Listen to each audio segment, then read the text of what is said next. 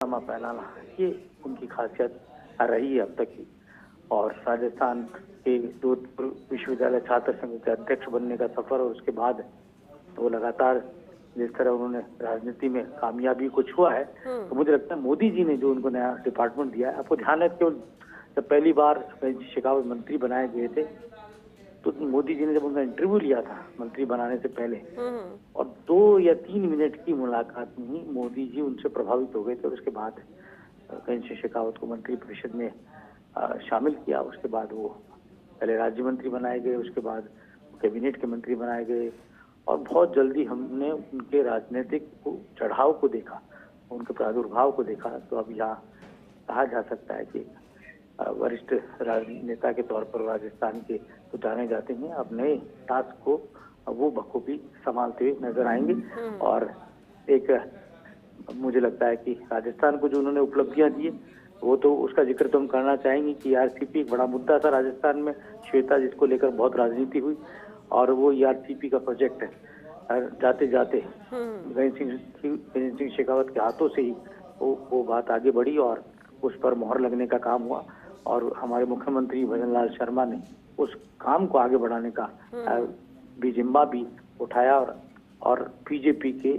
जो वादे को पूरा करने का काम भजन लाल शर्मा और गणेश सिंह शेखावत ने मिलकर किया। यमुना जल समझौता जो हरियाणा के साथ था, वो दिशा में भी बात आगे बढ़ी। लेकिन ईआरसीपी का जो महत्वपूर्ण प्रोजेक्ट था और जिसको लेकर खुद गणेश सिंह शेखावत पर बहुत उंगली उठी थी, एक तरह से पूरी गहलोत सरकार के दौरान वो मुख्यमंत्री तत्कालीन अशोक गहलोत के भी निशाने पर रहे, तत्कालीन राजस्थान के पीएचडी के मंत्री महेश जोशी के भी निशाने पर रहे। लेकिन जब नरेंद्र मोदी को या बीजेपी को कोई स्टेप लेना होता है तो वो उस वक्त लिया जाता है जैसा उनके पूरे रोड मैप के अनुसार होता है। तो ठीक ईआरसीपी को भी उसी वक्त मूर्त रूप दिया गया जब भारतीय जनता पार्टी का राज राजस्थान में आ गया, और उस दिशा में भी काम किया गणेश शेखावत ने। जी बिल्कुल योगेश जी, ये तो पुराने चेहरे एक्सपीरियंस के साथ है और काम बेहतर पिछले, लेकिन कुछ नए चेहरों की बात करें। चिराग पासवान जिन्हें खेल एवं युवा मंत्रालय की जिम्मेदारी दी गई है, इस नई जिम्मेदारी, नए चेहरे को कैसे देखेंगे मोदी टीम में? देखिए, आपको ध्यान ही अनुराग ठाकुर ड्रॉ हो चुके हैं, अब चिराग पासवान एक नए चेहरे के तौर पर है, और इसके अलावा तेलुगु देशम के रामानायडू वो भी नए चेहरे के तौर पर है, यंग चेहरे के तौर पर, और भी कई यंग लीडर्स यहाँ पर अलग अलग राज्यों से लिए गए हैं। किरण रिजिजू जी भी यंग चैप के तौर पर ही जाने जाते हैं मोदी सरकार में। तो मुझे लगता है कि भारतीय जनता पार्टी की तमाम जो सरकार है एनडीए की, चिराग पासवान क्योंकि उनके पिताजी के गुण हैं उनके अंदर, रामविलास पासवान जिन्हें देश में मौसम विज्ञानी कहा जाता था राजनीतिक तौर पर, चाहे कोई सी भी सरकारें देश में रही हों उसमें वो मंत्री रहे और अपने आप को उन्होंने साबित किया। और खास तौर से खाद्य और नागरिक आपूर्ति महकमा जिसके लिए वो जाने गए थे, और देश में उन्होंने इस दिशा में खास तौर से राशनिंग प्रणाली को सशक्त बनाने का काम रामविलास पासवान ने अपने जमाने में किया था। चिराग पासवान उन्हीं के बेटे हैं, राजनीतिक गुण उनके अंदर है, जीन्स में है उनके, तो मुझे लगता है वो खुद को साबित करेंगे, क्योंकि एक बड़ी जिम्मेदारी है, अपनी पूरी पार्टी की भी जिम्मेदारी है, और पूरे एक संसदीय दल का वो नेतृत्व करते हैं जिसमें 5 सांसद हैं उनकी पार्टी के, बड़ी दर्ज करके वो बिहार से उन्होंने अपने आप को साबित कर दिया। तो एक दलित युवा नेता के तौर पर चिराग पासवान यहाँ पर बहुत महत्वपूर्ण जिम्मेदारी को आगे बढ़ाते हुए नजर आएंगे। बिल्कुल, और ऐसे कई नाम हैं योगेश जी, लेकिन इंतजार जरूर है कि राजस्थान से जो 4 अहम चेहरे मोदी मंत्रिमंडल में शामिल हुए हैं उन्हें और क्या जिम्मेदारी दी जाती है। हालांकि अभी तक सिर्फ 2 नाम सामने आए हैं, भूपेंद्र यादव और गजेंद्र सिंह शेखावत। देखिए, मुझे लगता है कि यहाँ पर तमाम अभी कुछ ही देर में सब चीजें तय हो जाएंगी, और सबको ज्यादा समय लगना नहीं चाहिए था। ये काम वैसे तो माना जाता है कि कल रात को ही हो जाता है शपथ ग्रहण के बाद, लेकिन शपथ ग्रहण लंबा चला कार्यक्रम, तो ऐसे में सुबह की भी सुन रहे थे हम, सुबह हो जाता। अब कहा जा सकता है कि जल्दी ये हो जाएगा और आज पूरे 4 मंत्रियों को नई जिम्मेदारी दी जाएगी। बिल्कुल, लेकिन धर्मेंद्र प्रधान और शिक्षा मंत्रालय, योगेश जी, एचआरडी मिनिस्ट्री इस बार बहुत ही गुणी नेता है भारतीय जनता पार्टी के धर्मेंद्र प्रधान, और आपको ध्यान ही उड़ीसा में जिस तरह बीजेपी मैंडेट लेकर आई, ना केवल सरकार वहां बनी, सबसे ज्यादा सांसद भी उड़ीसा ने बीजेपी को दिए, बीजेडी को पीछे छोड़कर। धर्मेंद्र प्रधान अपने आप में एक बड़े नेता के तौर पर पूरब से आते हैं, विद्यार्थी परिषद से निकले, विद्यार्थी परिषद के वो कहा जा सकता है लंबे समय तक उस संगठन में काम किया जो आरएसएस का हरावल दस्ता अनुषांगिक संगठन कहा जाता है। तो कहा जा सकता है धर्मेंद्र प्रधान मानव संसाधन मंत्रालय के मंत्री होने के नाते और पुराना अनुभव है उनका, वो काम आएगा और उस मंत्री के नाते वो छाप छोड़ने में बिल्कुल और ये एक ऐसा मंत्रालय है जो भारतीय जनता पार्टी जिस परिवार से ताल्लुक रखती है, संघ परिवार से, तो ये जो मंत्रालय है हमेशा से ही यहाँ पर संघ का दखल रहा है, विचार परिवार का दखल रहा है और विचार परिवार के जानने वाले को ही इस तरह का मंत्रालय ये सब्जेक्ट दिया जाता है। तो मुझे लगता है उस दिशा में यहाँ संघ की अपनी भूमिका भी रही होगी और क्योंकि ये पूरी तरह संघ से निकले हुए और विद्यार्थी परिषद बैकग्राउंड के नेता है तो वो भी एक यहाँ प्लस फैक्टर इनके पक्ष में ये रहा होगा। आपको ध्यान ही है कि राजस्थान में भी मदन दिलावर शिक्षा मंत्री है जो खुद हार्डकोर संघी कहे जाते हैं। इसके अलावा उससे पहले वासुदेव देवनानी रहे, वो भी पूरी तरह विद्यार्थी परिषद संघ से ओतप्रोत नेता रहे। तो ये जो महकमा है वो कमोवेश दिया जाता है। जी बिल्कुल, लेकिन योगेश जी एक अहम बात ये भी कि देखिए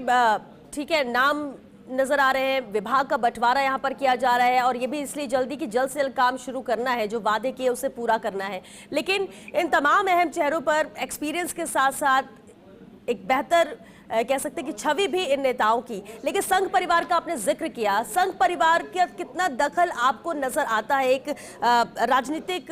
विश्लेषक होने के नाते ये सवाल मेरा आपसे जरूर रहेगा कि संघ परिवार इस बार उसकी भूमिका कितनी अहम रही? विचार परिवार बहुत बड़ी ताकत है भारतीय जनता पार्टी की। बिना विचार परिवार के बीजेपी कुछ भी नहीं है, बिना विचार परिवार के बीजेपी कुछ भी नहीं है और ये इस बात में कोई संशय नहीं। संघ है तो बीजेपी, क्योंकि माता के बिना पुत्र की स्थिति को हम कल्पना नहीं कर सकते। बिल्कुल। तो वो माता है, बीजेपी पुत्र के तौर पर है और पुत्र अपनी माता के बगैर कुछ कोई कार्य करे तो उस कार्य की सफलता संदिग्ध हो जाती है। तो यहाँ पर जिस तरह आपने मुझसे सवाल किया तो यहाँ विचार परिवार से पूछ के बड़े फैसले मंत्रालयों में लिए गए। जैसा एक मैंने धर्मेंद्र प्रधान का उदाहरण है, नितिन गडकरी का एग्जाम्पल है। कुछ ऐसे महकमे हैं जिनको लेकर संघ सोचता है कि उस दिशा में काम होना चाहिए, चाहे वो धर्म से जुड़ा सेक्टर हो, जल शक्ति जैसा मंत्रालय हो जहाँ पर गंगा सफाई अभियान हुआ, राम मंदिर से जुड़े प्रोजेक्ट हो, जहाँ पर कल्चरल मिनिस्ट्री एक अपने आप में बहुत बड़ा महत्वपूर्ण है। क्योंकि विचार परिवार के लोग मानते हैं कि भारत अपने आप में वैचारिक तौर पर न केवल भारत से जोड़कर ही देखा जाए बल्कि सुदूर तक फैला हुआ जो उसका पुराना भारत का मानचित्र रहा होगा पौराणिक काल में या फिर मध्य काल के अंदर या गुप्त काल के अंदर, मौर्य काल के अंदर, वैसा मानचित्र वो अभी भी उसी तरीके से उसको देखते हैं। चाहे वो कम्बोडिया तक फैला हुआ सुदूर भारत का उस जमाने का नक्शा रहा हो, चाहे वो अफगानिस्तान हो या ईरान तक फैला हुआ रहा हो, तो वो जो कल्चरल मिनिस्ट्री है वो भी यहाँ पर संघ की सोच रहती है कि वो ऐसे गुणी नेताओं के हाथ में रहे जिससे भारत का सांस्कृतिक जो गौरव है वो पुनः लौट कर आए। आपको ध्यान है, इसीलिए अयोध्या को दुनिया में हिंदुत्व की सांस्कृतिक राजधानी बनाने के पीछे का मकसद भी यही था कि अयोध्या आकर जाने कि हिंदुत्व क्या चीज है, हिंदुत्व और हिंदू ये मतलब किस शब्दावली का ही हिस्सा नहीं, ये अपने आप में एक विज्ञान है। हिंदुत्व अपने आप में एक धार्मिक विज्ञान है, एक सनातन संस्कृति को मानने वालों को लेकर भी संघ की सोच रहती कि मंत्रालय उसे अनुरूप दिए जाए। तो चाहे हम शहरी विकास की बात कर लें, चाहे हम मानव संसाधन जहाँ शैक्षिक पाठ्यक्रम हो वो पाठ्यक्रम ऐसा हो जहाँ पर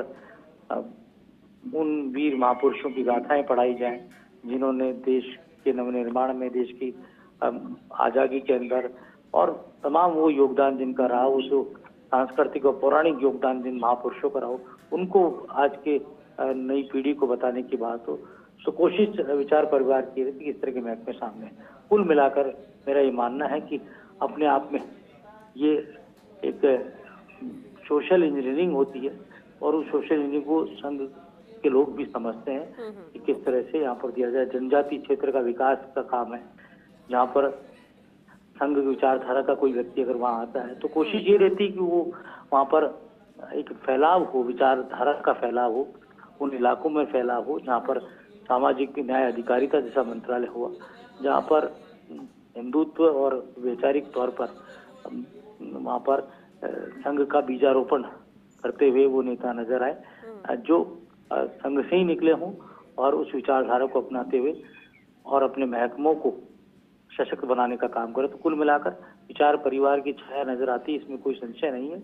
और क्योंकि बहुत सारी चीजें होती है, आपको ध्यान ही होगा कि बीते कालखंड में भी चाहे वो मुद्दा राम मंदिर का रहा हो जिसको पूरा करने का काम नरेंद्र मोदी ने किया, चाहे वो मुद्दा बीते कालखंड में यहाँ पर और कई सेक्टर्स के अंदर नवनिर्माण मंदिरों के रहे हों, चाहे मथुरा काशी जैसे बड़े ज्वलंत मुद्दे रहे हों, तो आर्किटेक्चर जो मंत्रालय है वो अपना काम कर रहा है, तो दिशा में आगे बढ़ रहा है जैसा संघ के विचार या विचारधारा के लोग मानते हैं। तो ये कोशिश रहेगी, चाहे धारा 370 हटी हो कश्मीर से, ये भी संघ के अंदर पूरी तौर से पहले से ही इस बारे में व्याख्या कर ली गई थी। और मैं तो दर्शकों को बताना चाहूंगा कि वो आपके बहुत पहले जब जम्मू कश्मीर लद्दाख एक राज्य हुआ करते थे और जब नरेंद्र मोदी प्रधानमंत्री पद पर प्रोजेक्ट भी नहीं हुए थे, उससे पहले ही संघ ने पूरे जम्मू कश्मीर का नक्शा तैयार कर लिया था और 3 अलग अलग कैटेगरी में किस तरह से राज्यों का विभाजन होगा इसकी भी पूरा एक मानचित्र बना लिया गया था। और उसके बाद जो आज सरकार्यवाह के तौर पर हमें सरकार्यवाह के तौर पर अरुण कुमार नजर आते हैं, वो उस जमाने में इस काम को कर रहे थे। और जब मोदी सरकार बनी पहली बार तो उसी दिशा में फिर प्रधानमंत्री नरेंद्र मोदी ने आगे बढ़ने का काम किया और वो हमारे सामने है कि किस तरह केंद्र शासित प्रदेश वहाँ बनाए गए,